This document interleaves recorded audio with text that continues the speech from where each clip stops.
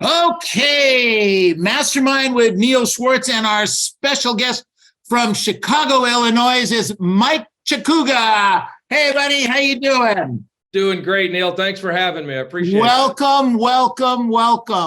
Fantastic. Very excited to have this interview with you today, kind of mastermind with you, etc. So if you wouldn't mind, give us a little Reader's Digest version of what area you work in and maybe some little bit of history. Sure. I'm in the heart of Chicago. So I got a view of the lake, Wrigley Field. That's where I work. I work downtown area, primarily the north side of the city. Every once in a while, I will venture out to the suburbs, but I really do not like going past Western. So I don't like doing that. I just don't like spending a lot of time in the car. And they make, people in my mastermind make fun of me. I have average about 3,000 to 4,000 miles a year driving, just because we don't have to. It's great. As far as the history, I'm 54 and I met Mike in my early 20s. Before meeting Mike, I was your typical agent, maybe doing 3 or 4 deals a year. I got in at early age of 21, I believe, and I just didn't know what to do. And then my broker owner at the time said, why don't you check out this guy, Mike Ferry? He runs the business the way you're supposed to run the business, and listen to him. I had a very old fashioned broker who was very focused on it. So I was like, all right. And after meeting Mike, we spoke a little bit. I was at the time volunteering at an orphanage, and I wasn't sure if I was going to stay in real estate or get a different job, because there was a kid that we really got attached to each other. He was 9 or 10 at the time when we met, and I wanted to adopt him. So everybody said, you cannot be a single parent and sell real estate. It's just not possible. And I remember talking to Mike at one of the breaks when he was in Chicago, and I said, hey, this is what I want to do. Is this doable? Is it possible? And he said, and I still remember this like it was yesterday. He had the finger, as long as you can control your schedule, you can do anything. And wow. I still get chills with that. I still do. I had to be a foster parent first, because my son was Black. I mean, he still is Black. But I had to be a foster parent first before I could do the adoption. Right. And I was a foster parent for about 2 or 3 years because the process is slow. And then we did the full-blown adoption. But during that time, when I first met Mike, my production went to 25 deals in a year without an assistant. And then it just kept rising. But my schedule was so tight. That was the biggest thing that I got from Mike, our first meeting. Wow. So we hear all the time that kids take you off schedule, that you can't do 25 or 30 deals a year, 40 deals a year. And we have children, et cetera, et cetera. And when I heard this story, it just resonated with me, and I hope it resonates with a lot of the men and women that are in our group.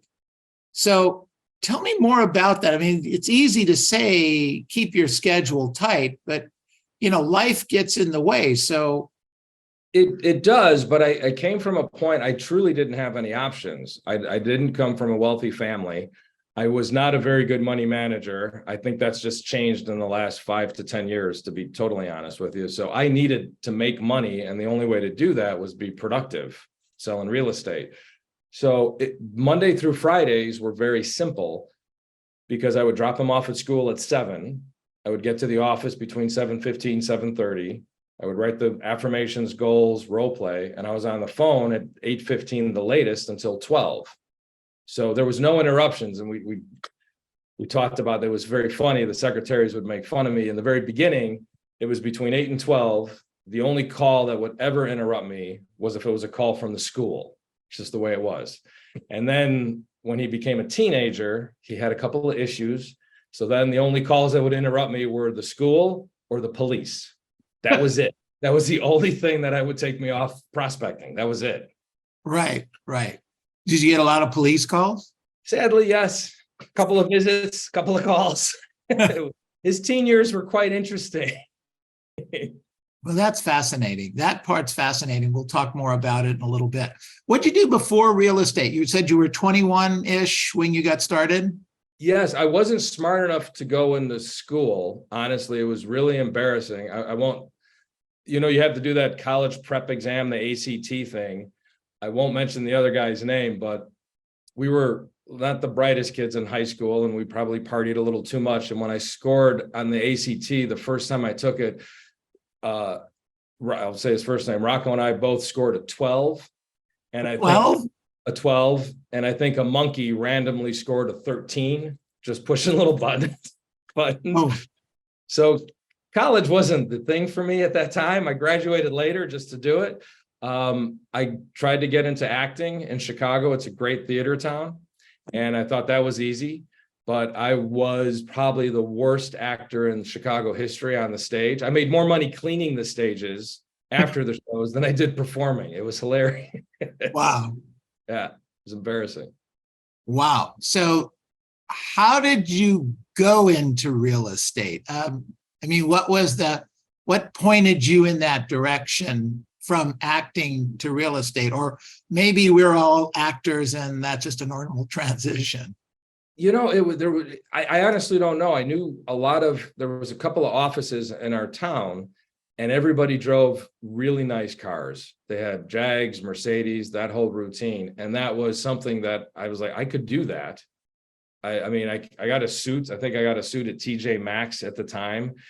I did not know it was a commission only job when I first got in. And then not only was it commission only, you had to pay all these board dues and buy all your signs and your cards and everything along those lines. So I just started racking up credit card debt right off the bat.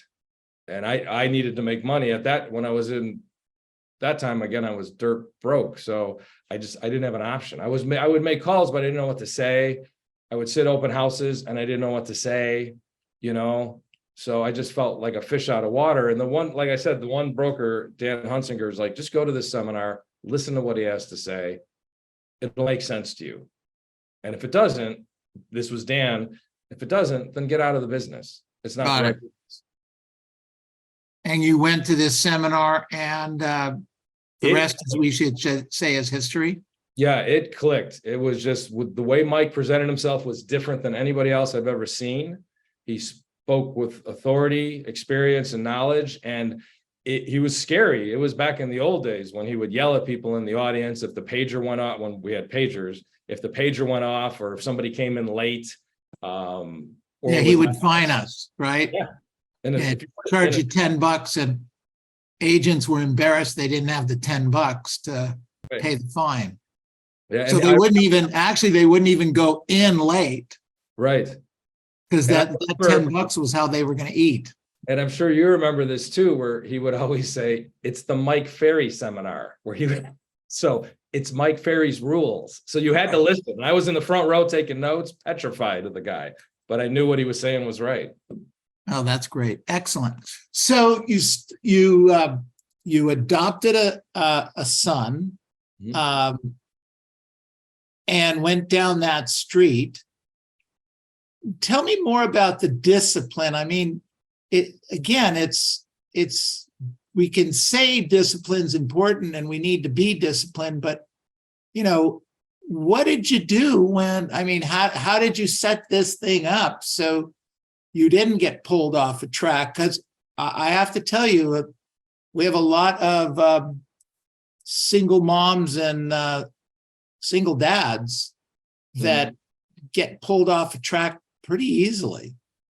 Well, the good thing for me being so young, it was easy to be trainable, I think, because I didn't have anything else. The program before the real estate program, they didn't really train you anything on how to sell or have a schedule even. That was just unheard of. If a buyer called, you ran out the door kind of a routine. So my schedule was really tight. It was very easy in the morning to get, because Mike and Sabrina always talk about getting that rock star morning schedule down. That was the easiest because I would drop him off at school, like I said, at 7 a.m. So then I could be in the office and I was just undisturbed from prospecting. We didn't have people to get us the phone numbers. like we do now. So we had to look up the expireds, get the phone numbers. You had to look up for sale by owners to get the phone numbers, the ads in the paper, kind of a routine. I did a lot of just listed, just sold calls. That's my specialties because I love those calls. And then after 12, you do your lunch from 12 to 1. I had my appointments. Mike at that time was really clear on it's your schedule. So you write down when you want to do your appointments. So my listing appointments were Monday, Tuesday, Wednesday, Thursday, Friday. They were either at 4:00 because the secretaries my son would come to the office after school. Okay. And the secretaries were there until 5:30. They would watch them for me, or Tuesdays and Thursdays at 7 in the evening, because one of the neighbors would watch them. That was it. That I did not have the option to do a Saturday appointment because he was 10. You know what I mean? I couldn't let him I could probably let him be alone in the house, but I didn't want to. Yeah, that wouldn't work well. No, it didn't work later well at all. It didn't work well when he was later, right? Oh, good God. Got it.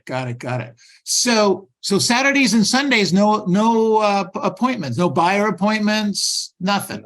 No buyer appointments, no open houses. I got him into a lot of sports activities. So that was a big deal. Football, gymnastics, that kind of a thing. So I was one of those parents. I would be at the practices and I would be at the games, and the practices were on the weekends. So that was our time together. Got it. We got a dog. We ended up doing that. That takes up a lot of time as a family, so it was important to be together. Wow. And this was downtown Chicago or the suburbs? This was in the suburbs. So okay.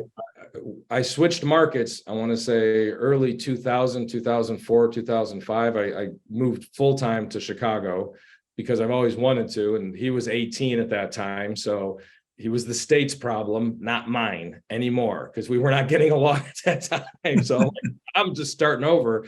And that's the best part. Even though the suburb I lived was about an hour and a half away, I knew with the system, as long as I did the schedule, I'd have the same results. So I just got on the phone. Now, back in the beginning, because I didn't know the side streets really well or whatnot, I was previewing a lot of properties. I was probably prospecting 4 to 6 hours because I had no business at that time. How far was the move, Mike? But it was an hour and a half, which I know doesn't sound like a lot, but it's enough. It's enough. It was a whole new area, and the expressways were a pain in the butt. So I just. What about the past client and sphere business? Did you lose that? I lost most of that. I referred that to as many people as I could, but I did lose touch. So the database has been a challenge for me to keep going with that. You're able to find people. My assistant goes out of his way to find people I sold a house 20 years ago to, and we're trying to restart those relationships. Got it. And some of them are working, which are great. So essentially, you're a grinder. Yes. Okay. All right. And that's kind of how you started your business, and then you restarted it a few years later. How many years after you started real estate did you move to downtown Chicago? I had probably 12 or 15 years after I established myself in an area. That's a big move. It was, but it was one of those no option moves because we didn't grow up there, but we moved there. I grew up in the northwest suburbs. And again, it's kind of a smallish town mentality. And my son was not doing really well. So there was a lot of newspaper articles about him. And I remember walking into one appointment, determined I was going to get the listing. And then I recognized the son from court because he was in court with my kid at the time. The kid said something to the mom, and then all of a sudden I was asked to leave the house. And that's when I made the decision, like, I can't keep doing this. I got to start over. And I've always wanted to live downtown in a high rise, which we do. So I'm like, I'm just going to start from scratch. I don't have a choice. Wow. Good for you. My son's doing great now, just to let everybody know. He's 38. He's been fantastic for the last 18, 16 years. Life is great, but it was 6 rough. or 8 hours. Yeah. No, I'm teasing. Oh, you are a superhuman person. Congratulations to you. I mean, that's amazing. And this was all stuff you brought into your life. Yes. And I knew it was possible because Mike kept talking about Karen Bernardi. I didn't know her at the time. I don't know her really well now. I can talk to her, but I don't know. But Mike was saying how she was a single parent. Right. And she was accomplishing. That's why Mike was so big on that schedule. And I'm big with that with my clients as well. You have to focus on the schedule. There's no, and this is a Mike quote, there's no such thing as a real estate emergency. It doesn't exist. Only in our heads. Right. We like to create the drama, and I'm pretty good at distancing myself from that. Good for you. Excellent. So first year, you said you did 25 transactions, grinding it out, just listed, just sold, expireds for sale by owners, any of that kind of stuff? Yeah, we were doing expireds and by owners. I always felt the just listed, just sold were easier calls. And if you did them in high numbers, you got the results quicker. Because back then, if you remember, it was a minimum of 50 contacts a day. Right. Minimum. So that was easy. Now getting somebody to do 20 contacts a day is like pulling teeth. Oh, yeah. Yeah, for sure. So For the sure. expires and by owners I did well with. I like those, but the just listed, just solds were the easiest calls out there. They're gold. No one else is calling them. Still to this day, it's just not happening. Interesting. So you got up to 50, 60 transactions. What was your biggest year? About 60? I want to say the biggest year we had in the burbs were 62 without an assistant. It was a little crazy, I will admit, but as long again with Mike, he teaches you how to delegate. So as long as I follow the delegation part of things, Illinois is an attorney state, which is great most of the time. So you put it in the attorney's lap once it's sold, and you have the attorney handle all the problems. And I have one attorney that I would highly recommend. We have to recommend 3, but there was one that I would say, if you work with him, it's going to close. If you work with others, I have no control over the transaction. Got it. So I took it off my plate. Same thing with the lenders I worked with. I knew once they got the deal, it was going to close. I had to do very little. And there was the same thing with showing up at closings. This was way back in the day. Excuse me. And Mike said, that's a waste of time. Don't do that. And I would always pre-sell my sellers or pre-sell my buyers that the only time I show up at a closing is if there's a problem. So you don't want to see me at the closing because that's not a good sign. And they would love that. They would always joke about that. They were like, we were afraid you were going to walk in. And it's like, no, everything's handled. It's good. Good for you. Excellent. So I noticed you've got a coaching badge up there. Yes. So when did you go into the, how did that transpire? I mean, that's taking time away from some of your prospecting, I would suspect. It is. It's great. I love it. It's a tremendous honor. And I think we were joking about it. When Mike called me, I didn't think it was him. I thought I have a lot of friends in the Mike Ferry system, so I thought they were just screwing around with me. Like, who is this? And he's like, it's Mike Ferry. No, seriously, who is this? And Michael. And I was like, holy crap, it's really him. And he said, your name has been on the list for a while as a coach. It's been recommended several times. This is something we want to talk to you about. Are you interested? And as I said, and I mean this sincerely, it's an honor. This man has changed my life so dramatically in so many different ways, not just from financial, but from thinking bigger to knowing anything is possible if you do it. When he said this, there was no option for me because it was anything to give back. That's all I cared about. I think that's great. One of the things I know about you, we had a dinner in Vegas with Melinda, et cetera, where I got to meet you a little bit and get to know you better, was how you work that whole referral system and make money on it, and use it as a networking. You want to share a little bit of that? Yes, one of the things, and I caught this early on with Mike because he kept talking about the Mike Ferry database system. So I would collect all these cards at seminars and start emailing them, have my staff, at the time I was doing it myself before the staff, now my staff does everything, one assistant, not a big staff, and we'd email them every month. And right now I'm averaging between 40 and 50,000 a year just off of Mike Ferry referrals from through the country. Whether they come to you or you send them out.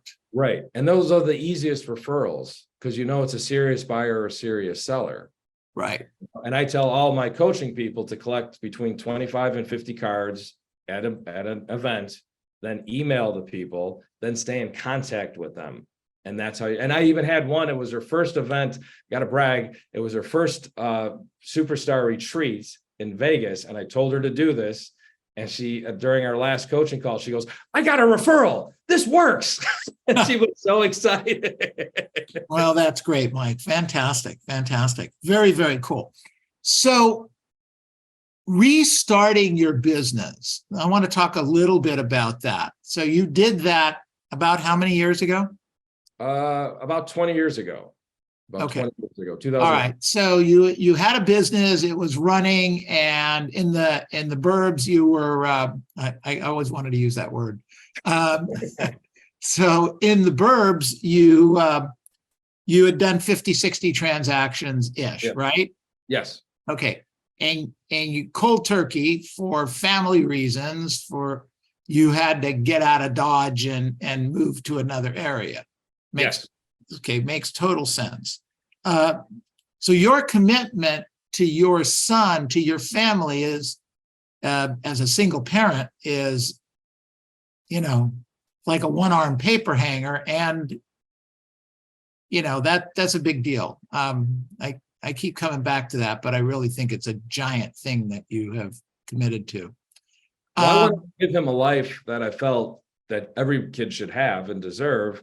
And I'll be honest, like he never went to a restaurant before. So he's been in the system, the foster care system and orphanages from like the age of 5 until 10, till he moved in with me. So then I wanted to give him the best life possible, which meant going out to eat. I don't know how to cook. So we went out to eat 4 or 5 days a week. We would go to Disney every quarter. I mean, I did spoil him. I get that. But I wanted to give him such an amazing life. And now we just sit and laugh about it because he's like, I don't know how the hell you did it. He's 38, like I said. And I'm like, neither do I. Now looking back. Wow. So you have grandkids yet? No, thank God. That's another interview. We'll do that another time. So tell me what the focus was to restart the system. Were you in coaching at the time? It was funny. I just got out of coaching. This was my biggest challenge and the biggest regret I've ever done is I was one of those people that I allowed other influences to affect my business decision. So when I got into coaching, I was like this. And then when I got into coaching, I went like this. And then other agents in the office would talk me out of being coaching. Like, why are you doing this? This makes no sense. I would stop and then it would start going back down. Then I would get back in and it would keep going up. And it was family was like, why are you spending this money? This is dumb. Okay. And then I would drop again. Then I'd get back in and it would rise. And I couldn't do that roller coaster anymore. Right. So in 2004, I was just getting back into coaching because I was like, I know what it's going to take to start all over again. And again, at that time, more than anything, my mindset was off. It was a very bad experience with my kid. Again, everything's fine. He went to jail for a little bit. There was some gang issues. It was ugly. So my head was my biggest problem. And my coach at that time would have me write affirmations. And I was a big believer in affirmations, but he would hear some of the prospecting tapes I would send him. And he said, your mind is screwed. You are so negative on the phone. I can tell you're not smiling. So one of my affirmations to this day still was, I smile all the time. I smile all the time. And when I would write that, I'd be pissed. It's stupid. I smile all the time. Smile all the time. But after a couple of weeks, I was smiling again. And it just happened. And that comes through over the phone all the time. I only know you as a smiling person. Yes. No, I can't imagine you not a smiley person. I appreciate that. It was not easy. Some people are very natural at it. It was during that time in my life, it was a very rough time financially, lost everything, a lot of lawsuits, a lot of stupid moves on my part. So it was hard, but I knew going back to the basics is all it was going to take. And To the you point, did, by the way, I have to share this, and I apologize to interrupt. go ahead. I don't even know if Sabrina remembers this. When they signed me up to be back in coaching with Premier, I sent her a hold heart, and you can ask her if she remembers. They remember everything. They have such great memory recall.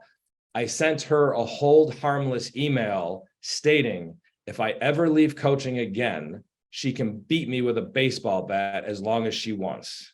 I swear, you can ask her about that.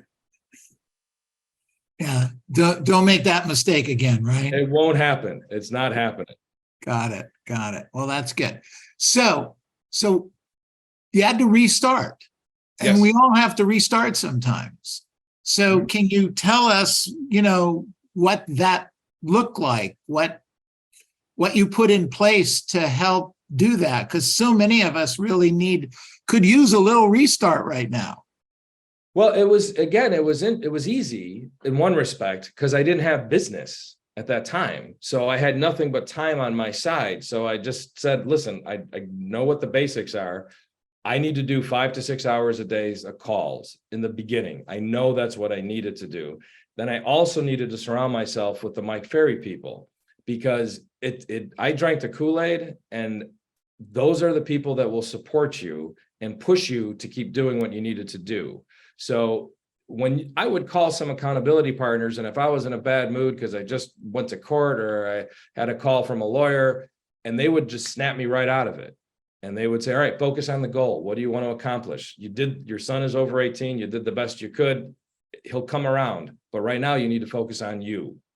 And it took about 3 or 4 years before he did come around and become a great human being that he is now. But those 3 or 4 years, I relied on the system. I went to every event I could. As I said, there were times I was broke. So I did sleep on people's couches at these events. I couldn't afford a room. But I just knew that if I did this, it was going to change what was up here. And that's what was holding me back. It's a great story. Excellent. What kind of business you do today? We're on track to do 50. I wanted to do more, but the coaching, I'm using this as an excuse, as my coach says, I have to increase my prospecting on the days I'm not coaching.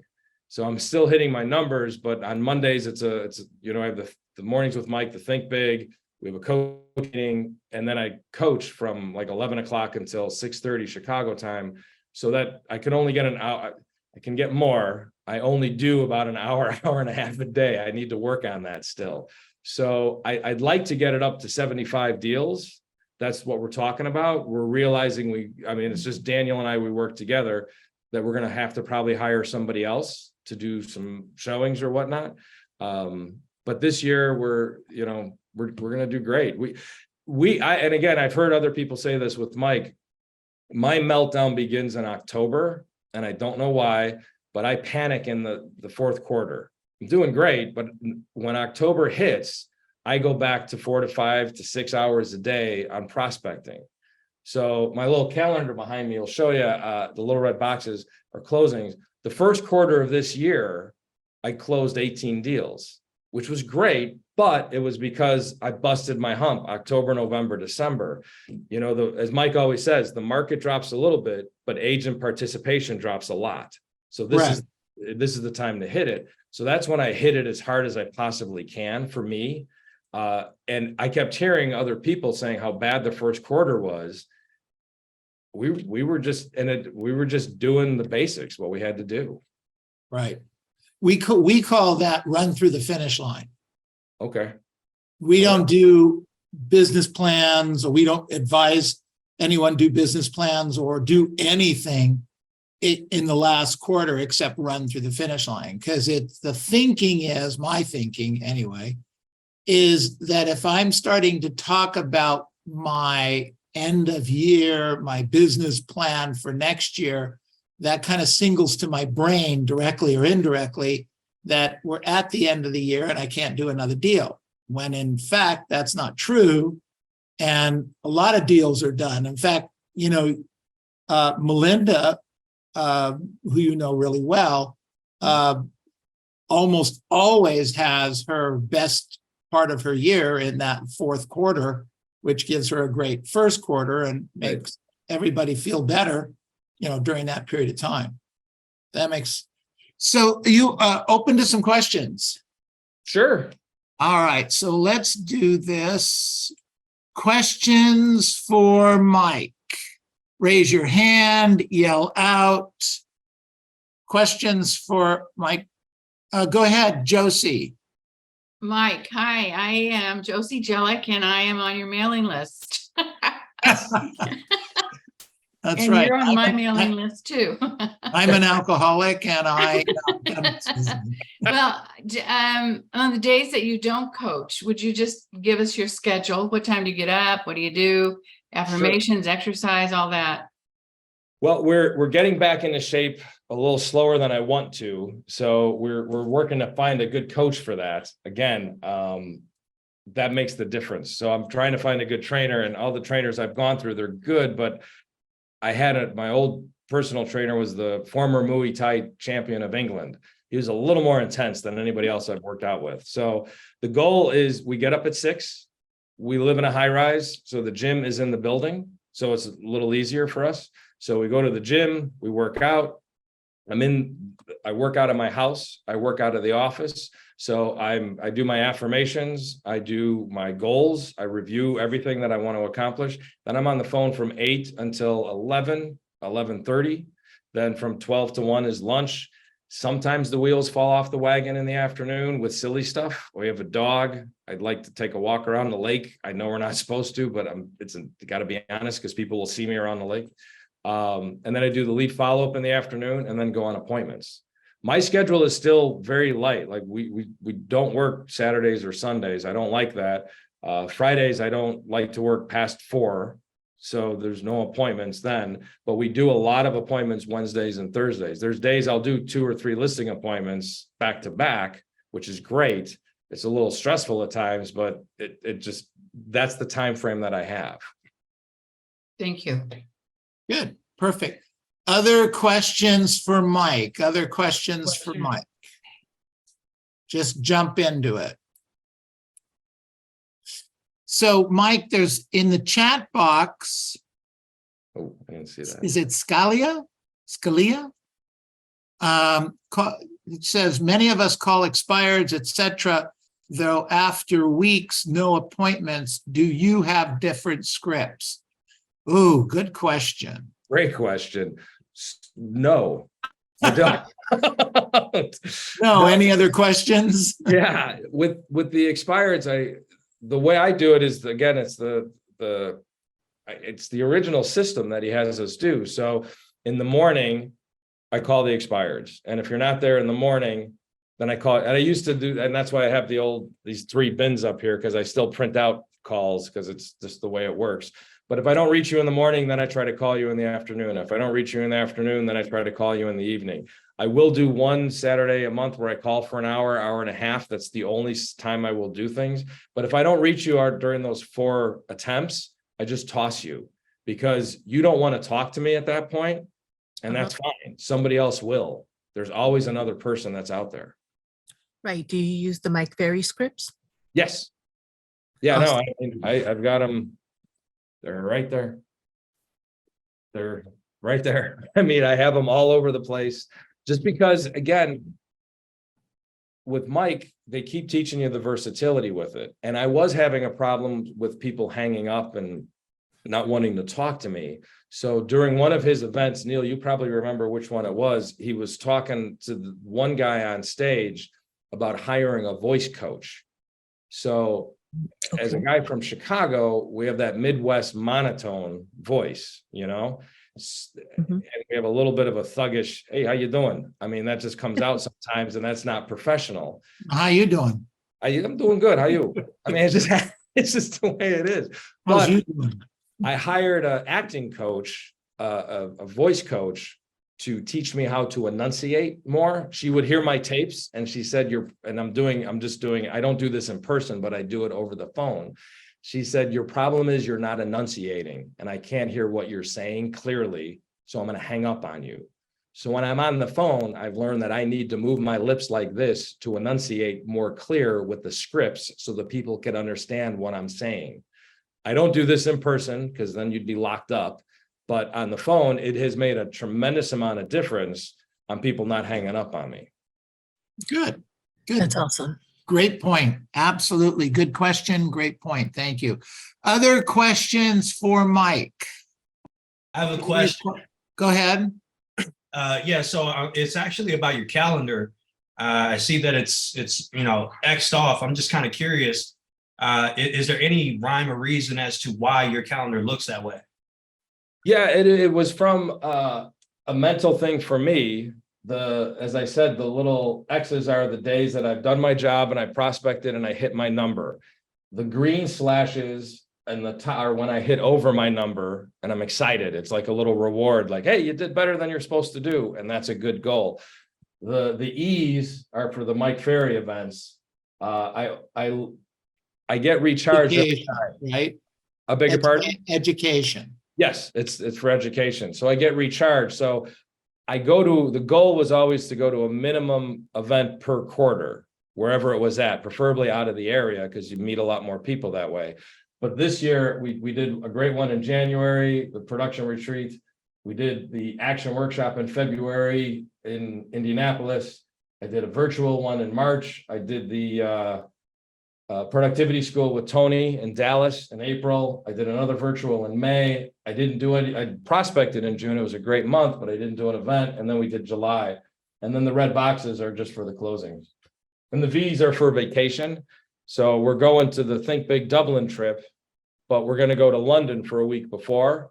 And then we'll see some family in Ireland. My mom's from Ireland, so we'll see some family over there. And then we'll do the Dublin trip. Nice. Have you found? I'm sorry. Yeah. So it sounds like putting the X's and the slashes. It's almost like an instant gratification thing to give you some credit, I guess, to kind of break up the monotony of the habit of doing the same thing every day. Absolutely. It's a really great point, Joey. It's because this is, it's repetitious boredom, as Mike always says. You need something to trick yourself, into getting excited about it.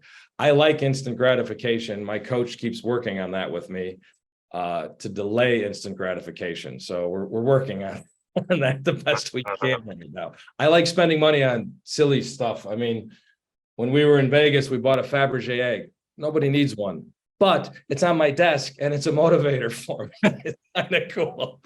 I thought everybody needed one. Hopefully, what I know. That's great. Okay, other questions for Mike? Yeah, Neil. Yeah, go ahead. I got a question for Mike. Hey, Mike. This question may apply or may not, but you were saying that you had some lawsuits and things of that nature. If they were real estate related, is there anything that we can glean from those mistakes that maybe we may not get ourselves into? Oh, no, it's a great question. I'm totally open about it. None were real estate related. It was all through my son. It was all personal stupidity on his end that I had to pay for. From a real estate standpoint, and again, this goes back to Mike, it's just, I have found you just don't get in trouble if you tell the truth. You might not get the deal, but at least you don't have to stay up at night. You know what I mean? Right. We've had a lot of people that wanted us to do things that would make us a lot of money, but it's just not right. So it's just better not to lose the license. So that was all the lawsuits. I'm glad you brought that up, Bill. All the lawsuits were personal stuff against me. Yeah, thank you. Okay, great. Appreciate you. All right, thanks for sharing. Good stuff. Okay, what else do we? Yeah, go ahead. Kamal, do you have a question? I think there was someone before me. Yeah, I have a question. Sorry, go ahead. Okay, I think I had Mike Ferry yesterday in Foundations, and he was kind of intense. I liked him though. This comment about Mike Ferry's people. Who are Mike Ferry's people? What is that? Is that like a team of folks, or what is that? Oh, that's a great question. It's the people you meet at the seminars. Okay. And you try to associate with the people that are positive with the little ribbons, the red ribbons, the black ribbons, that routine, the blue ribbons, because that's what you need. You need that positivity in your life. Okay. Yeah. And then in the old days, and Neil would remember this, Mike used to say at the break, if anyone ever talks negative, take this hand, slap them in the face and walk away from them. Yeah. I had one class with him for the first time yesterday. It was a good class. It was interesting. About that's good. scheduling and foundations. It was really interesting. But yeah, the whole Mike Ferry's people thing, I'm like, yeah, that seems. Yeah, no, it's something since the very beginning that I've been involved with him that he never really talked about early on at all as to the value of the networking with people.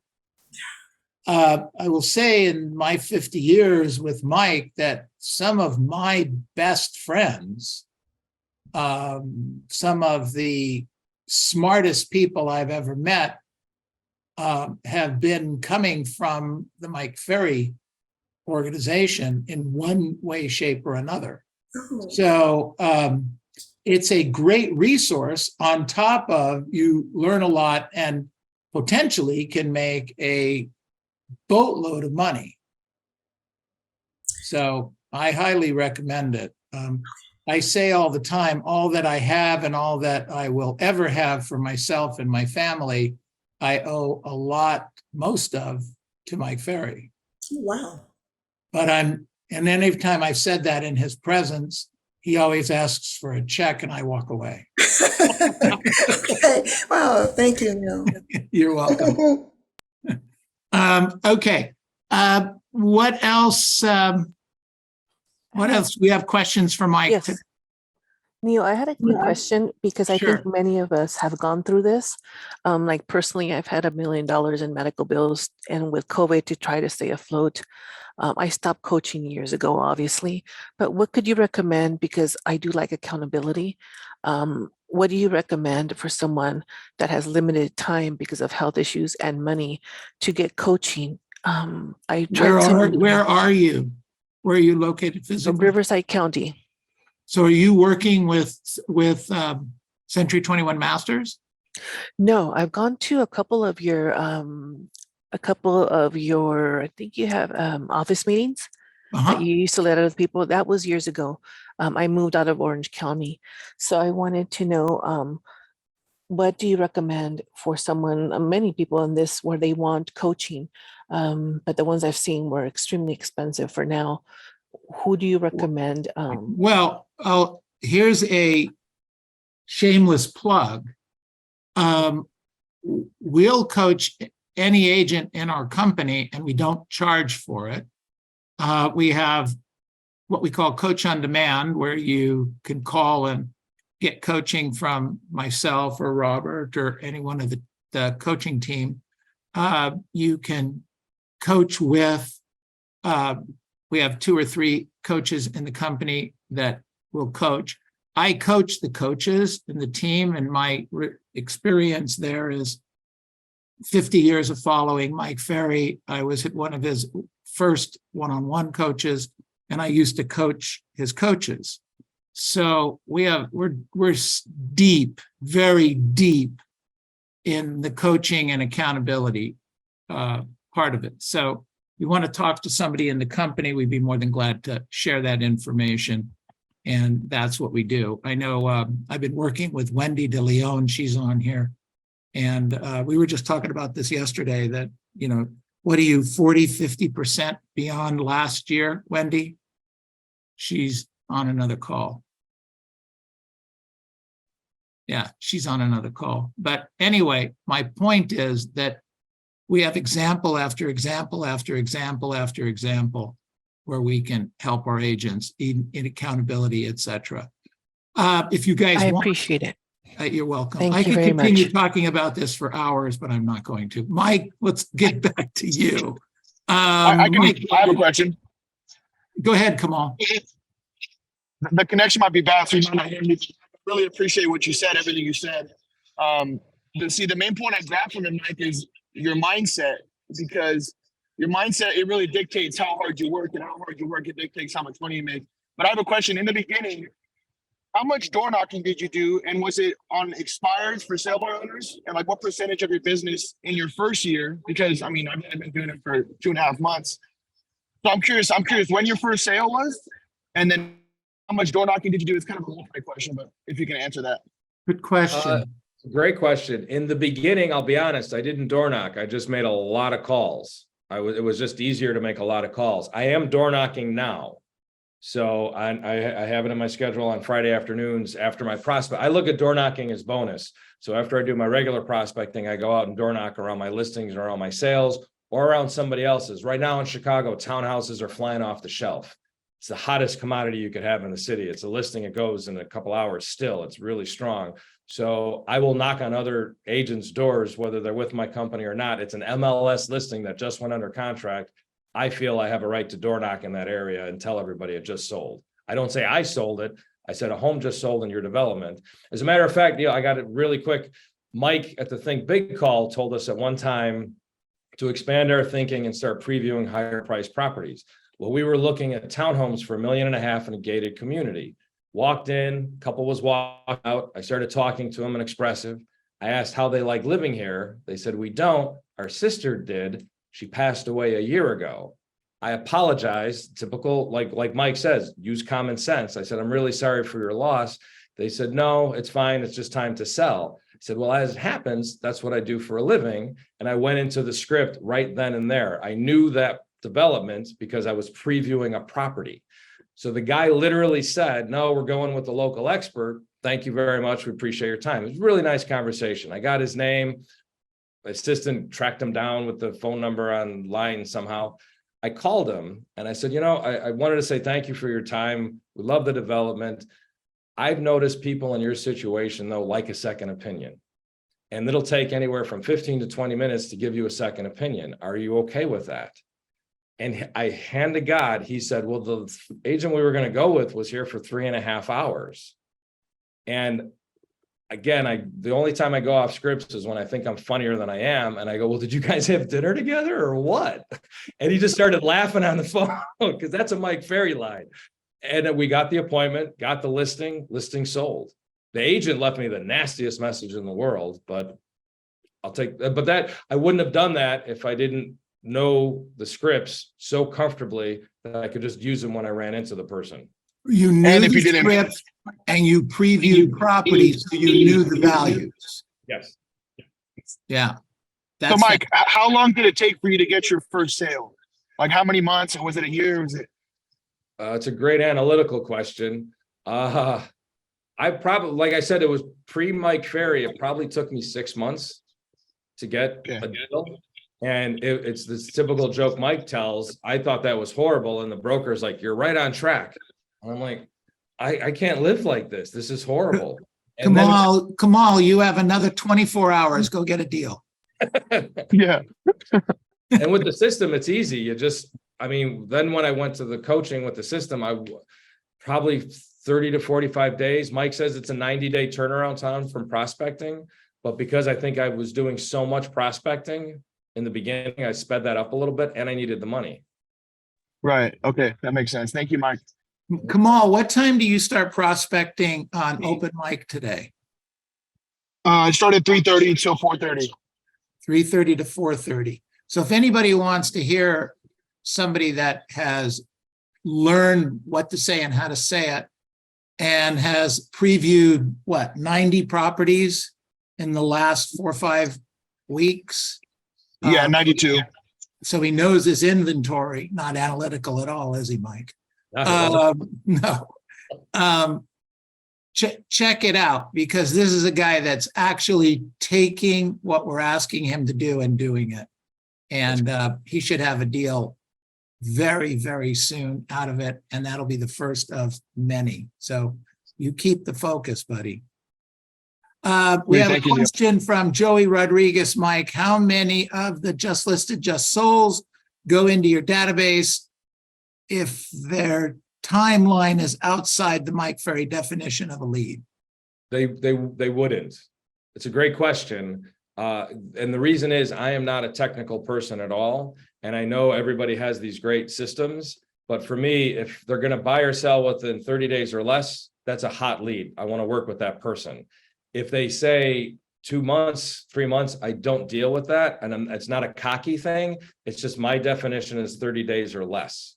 I don't put them on a drip campaign or any of that jazz at all. Those are the people that I focus on. It doesn't make it wrong. It's just not your focus. Correct. No. If it works for some people, great. I'm just, Neil, I'm not a technical guy. I screw it up big time. I'm glad I got here. You have this way of belittling yourself, but you're a pretty good guy, buddy. I respect it. Sorry. All right. So I have a question. go ahead, Josie. Since you said you're not techie, do you do social media or do you have somebody doing it for you? I get in trouble with this answer from my assistant. He does all my social media. He does Facebook, he does Instagram, he does the whole routine. He responds like he knows the way I present myself and how I talk, so he will respond as me. I have found Facebook 5 or 6 years ago, you go down this really negative spiral. It doesn't work for me. I have different people I know that do really well with it, but for me, I can't touch it. So that's all him. He gets very angry when I say this because he goes, you have to keep up the facade. You're on social media. And I go, I can't, I just don't want to. I've had friends say, hey, that was a really sweet message that you sent me. And I have no clue what they're talking about. I don't pay attention to that. Yeah, got it. Hey, so Mike, Wendy asked, do you take any materials with you when you do door knock?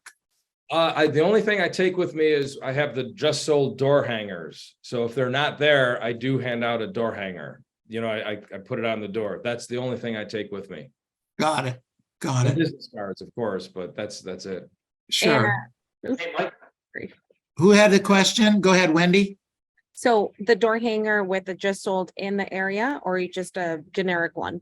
Just a generic one. We just sold a property in your area. Give me a call if you're interested. Because I do it in different communities in the city. And again, if it's not my property, I'll still door knock that area, but I just do the just solds. Now, I don't know if somebody already asked this, but have you gotten anything from door knocking? Yes, I have. I've gotten by owners from door knocking. I've gotten, we just sold a 2-flat in Chicago for $720, and that was from door knocking. The guy was hilarious because I thought he was a tenant, but he came to the door in jeans, no shirt and everything like that. We started talking and he was moving way out to Crystal Lake, which is like, I'm sure it's only an hour and a half, but it feels like it's 5 hours away. We had a great conversation. We listed it last week and it sold. It's already under contract. Oh, good job. We have our own Crystal Lake. Oh, really? Yeah. That's kind of cool. Yeah. We'll talk about it another time. Okay. There was a question here. Oh, what's your daily contact goal, Mike? The daily contact goal is 35. And as I said, my coach on Tuesdays, I'll sometimes hit 30 and he gets very upset with me at why I'm a quitter. So that's the whole, for me, that works as a coach. I want him to push me. And I've told him that I need someone to push me and I get lazy. So that's the goal. And I've got to figure out a way to get it up on Tuesday where it doesn't mess up our evenings when we're walking around the lake with the dog or something like that. Good stuff. Okay. So I'm going to, let's everybody unmute yourselves. Let's give Mike a big hand. All right. Thank you so much. We appreciate it. Great job, Mike. Really, really well done. Thank you. What we do now is kind of take a few minutes and go around the room and ask the agents what they learned. So if you want to hang, you're more than welcome. If you got a hard stop, first of all, I apologize. We're already 10 minutes over. Doesn't happen. So Mike, doesn't happen very often, just so you know. Oh, that's cool. Yeah, it's a good job. I told you they're going to love you. I appreciate that. And thank you all for asking great questions. And thank you for inviting me, Neil. I was a nervous wreck. Mel said, just have fun. Exactly. Okay. So, again, thank you. We're just taking. What happened? So what we're going to do, Betty, is we're going to go around the room and I ask people to share what they learned from our guest. So if you have something that you learned something and you want to share it, this is the time. If not, no harm, no foul. We're going to go through this really quick. So who wants to lead us off right now? What did we learn? I'll go. Go ahead. So yeah, I actually like the calendar. I like, crossing off the dates. And then if you do more than what you're supposed to, give yourself a little bit of a reward and, change up the color and change up the mark. But I think that's, I think that's awesome. I think it's, it helps you build the habit of completing your day, and then you reward yourself with something, and you reinforce that type of behavior. So I think that's pretty powerful. Good. All right. Thank you. Who else has something they learned today they want to share? I would like to share. I really resonated and I appreciated the schedule. You can do anything. To manage your schedule, you can do anything. If you stick with your schedule, you can do anything. And Monica, you can do anything without a schedule. Imagine what you did with a schedule. Right? Good stuff. All right. What else did we learn today? I learned that there are no real estate emergencies. So the running around and loss of balance, you don't have to do that. And I think he proves that by taking off Saturday and Sundays and family first, kind of a work home balance. But yeah, no emergencies. Just get it done without going crazy. Yeah. I thought that was a really good thing too, Mike. Thank you. Very cool. What else do we learn today from Mr. Mike? Can I say something? Of course. Mike, I'm glad you're still here. I love that you said when Mike Ferry called you to ask you to coach, you thought it was a joke. You didn't know it was him. When Mike Ferry called me and asked me to list his house or to sell him a house, I thought it was a joke. The same thing. The other thing you said, he changed your life. Mike Yes. Ferry has changed all of our lives, totally changed our lives. And I love that you're giving back to the community. I don't remember what you said about it, but that's one of the things he's taught us. We're so lucky that we are where we're at, that he's taught us so much that we can give back to the community. Thank you. You, absolutely. Yeah, you give Mike, I like, Go ahead, come on. Mike, I love how you said in the beginning you were prospecting a lot, 4 to 6 hours, because that's kind of what I'm doing, and it took you 6 months. Okay, because that's a little encouraging to keep just doing what I'm doing. So I appreciate it, Mike. Kamal, you only have one more day. Get on. Yeah. Don't give you any more time.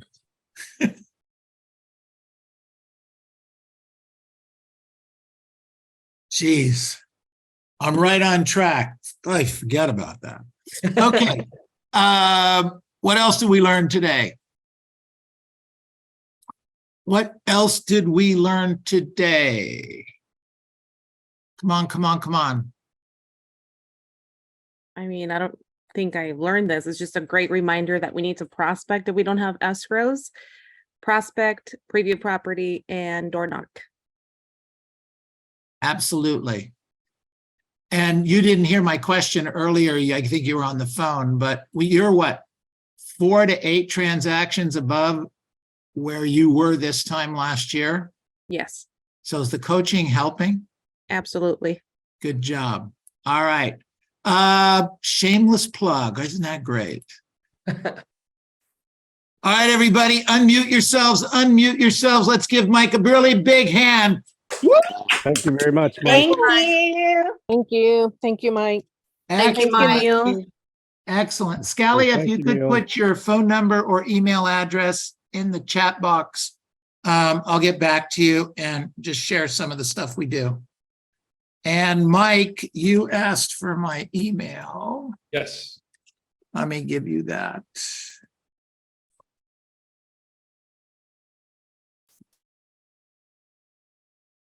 Okay.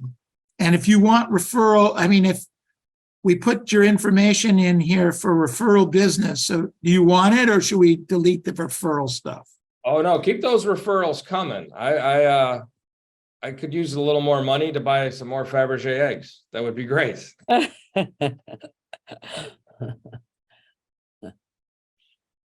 Mike got us to buy art within the last couple of years.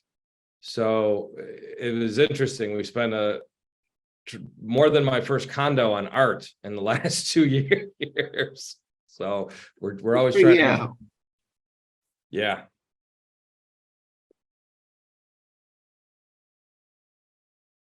All right, I think that's right.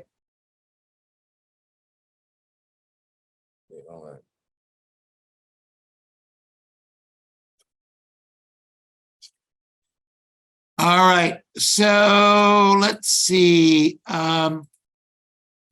Who's next up?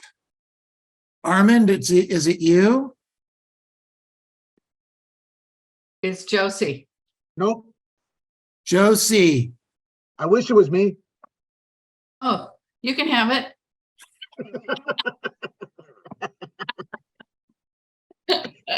Go ahead, Josie. Okay.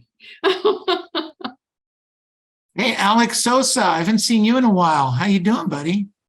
I'm doing great. Happy to be here. Good to see you. Thank you. Same Good. here.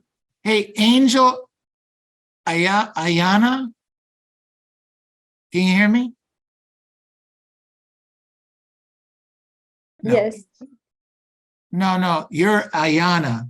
He's Angel Ayana, I think. How you pronounce it, Angel? Anaya. Anaya. Okay. See how close that is, Ayana? Anyway, Angel, did I meet you 6 months ago when you first got out of the military? No, that's a different guy. That's a different guy. Okay, well, hi. I just wanted to say hello to you. Hey, Neil. Good stuff. All right, let's go. Mike, again, thank you so much. Well, thank you for the opportunity. It was great. So one of the things we do is we do what we call open mic for about 6 hours, where and actually Melinda does it with us 2 or 3 times a week, where for 30 minutes they take us, every agent that wants to play takes a 30-minute segment and they prospect on this with this group, and we can hear, your prospecting, you can hear your closes, we can hear your, all the different things going on. So it's kind of what I call the show-off factor. So when you prospect in front of others you don't want to fail in front of, you close harder, you close more often, you use the scripts generally more often, etc. It's a very powerful thing. And of course, you're welcome. Oh, that'd be great. Yeah, I did a you're welcome to virtual, use it. Or send the people that you coach, you Hello? can send them over too. Josie, you had a comment? Go ahead. No.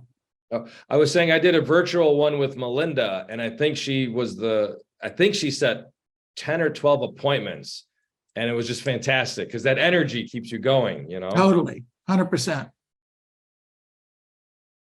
Yeah, that's for sure. All right. Well, again, thanks, Mike. Really big time. Appreciate you much. Thank you so much. As I say in life, we're either an example or a warning, and you are a great example. Thank you very much. Good job, buddy. Have a great day, everybody. Take it.